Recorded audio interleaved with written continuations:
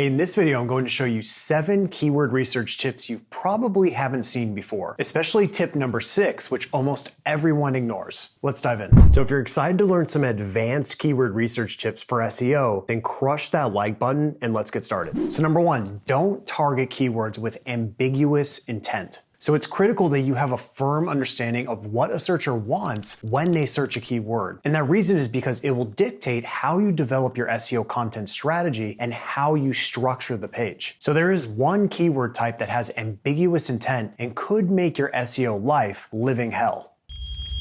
This is fine. And the keyword type I'm referring to are head keywords. Head keywords are single words like basketball, shoes, or cars. Let's take cars, for example. So when you examine the first page of Google for cars, you'll see a perfect example of why you shouldn't target head keywords. First, there's cars.com, which makes sense. Then there's a local pack showing auto dealers in St. Louis. But as we scroll down, you'll also notice that Cars the movie with Will Ferrell and Disney's animated version of Cars is ranking. So what does all this mean? It means that Google doesn't know with 100% certainty what the searcher is trying to find with this keyword. They could be searching for new cars, used cars, black cars, or even Cars the movie. And I haven't even mentioned that head keywords are insanely competitive in most cases. For example, the keyword cars has a keyword difficulty of 95. So here's what you should do. Avoid targeting head keywords with ambiguous intent, and instead use the head keywords to find body or long tail keywords with more obvious intent. For example, let's say you sell used cars. Go to having same terms in Ahrefs Keyword Explorer, change the KD filter to a max of 10, and enter used in the include field. Now you'll see what lower competition keywords with much clearer intent are available for you to target. Now let's move on to the second keyword research tip, which is number 2, know the 5 primary categories of intent. So if you've been following me for any time at all, you're probably sick of me talking about search intent. But the reason why I continue to hammer it is because it's so critical to your SEO performance. It is the foundation of achieving SEO success. So with that said, if you get anything from this video, please focus on this. So there are 5 primary categories of search intent. Number 1 is informational, which are broad keywords relating to your topic, and they occur at the top of the sales funnel. An example is, how many cars does Jay Leno have? Number 2 is investigative, which are keywords that are beginning to show signs of transactional intent and occur as the searcher progresses down the sales funnel. An example is best used cars under 10,000. Number 3 is comparison intent. Now, some people lump keywords with comparison intent into the investigative category, but I prefer to place them into their own unique category. An example of a keyword with comparison intent is Honda Pilot versus Toyota Highlander. And the primary difference here is that with investigative keywords, the searcher is looking broadly for solutions, but it isn't set on one brand or another. Comparison searchers, on the other hand, are brand focused. And you may also find review types of keywords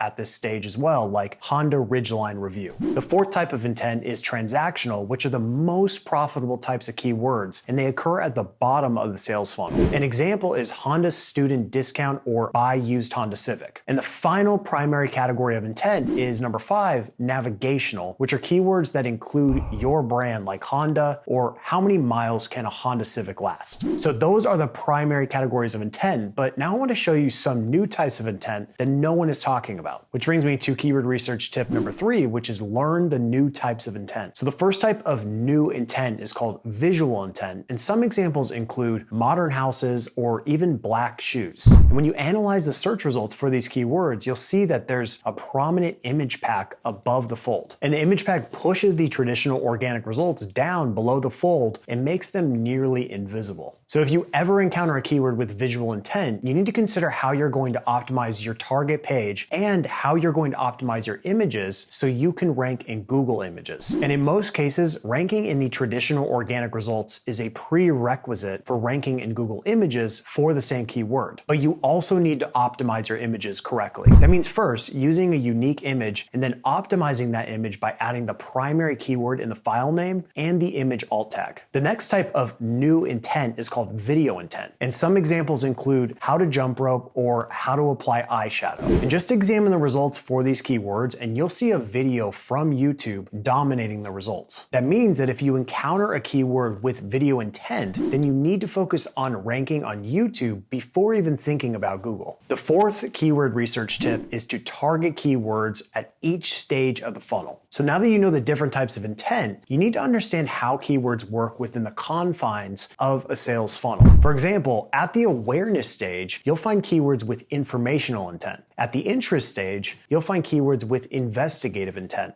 At the decision stage, you'll find keywords with comparison intent. And lastly, at the action stage, you'll find keywords with transactional intent. And the next keyword research tip is to take advantage of site search. One of the most neglected keyword research tactics is analyzing your website's site search. Simply go into Google Analytics, go to Behavior, Site Search, and then click on the Search Terms option. And these are the exact phrases users are searching on your website.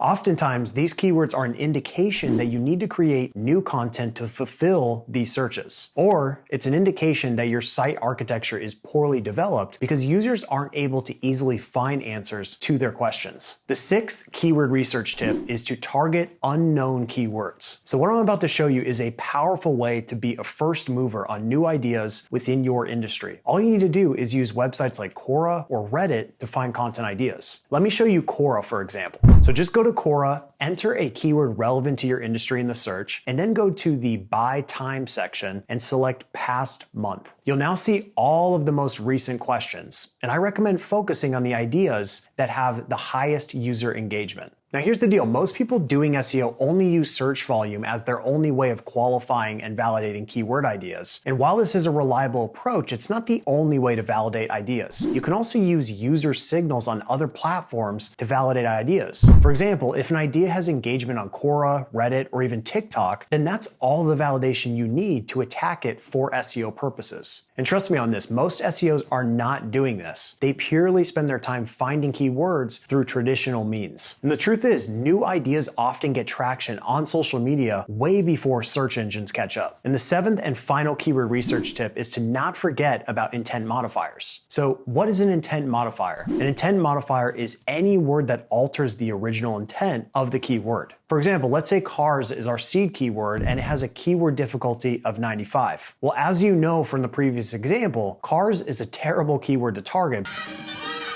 because the intent is ambiguous and it's insanely competitive. But what if we add some intent modifiers? So now let's change the keyword to Best Cars 2021, which has a keyword difficulty of 49, which is still very competitive, but it is 48% less competitive than cars. And this shows you the power of adding intent modifiers. Not only can it help you rank easier, but it can also help you drive even more organic traffic. For example, if you look at our data from gotchaseo.com, you can see that just by adding the year or best to the title, it's driven a substantial amount of additional organic search traffic. And that wouldn't have been possible without using intent modifiers. And to finish off this video, I'm going to give you one bonus keyword research tip. So one of the smartest things to do at the beginning of an SEO campaign is to target keywords that Google is already favoring your website for. For example, go into Ahrefs and enter your website into the Site Explorer. Then go to Organic Keywords and click on the Positions dropdown and enter 5 through 15. These keywords are what I call low-hanging fruits, and they're incredibly valuable because you're only a few tweaks away from getting substantially more organic traffic. In many cases, all you need to do is optimize the page based on recommendations from Surfer. In other cases, you may need more backlinks or your website may need more authority in general. But one big hack to improve the performance of a given page is to create more topical relevance. That means targeting keywords that are closely relevant to the primary topic but have different intent. For example, if your page was targeting baseball, baseball cleats would support the primary topic, but it has different intent, so it would require a dedicated page. So with that said, I highly recommend prioritizing low-hanging fruit keywords because they are the quickest way to grow your organic traffic at the beginning of an SEO campaign. So those are the 7 keyword research tips that you should take advantage of today. If you like this video, please like it, leave a comment below, and subscribe. Thank you so much for watching, and I'll see you in the next video.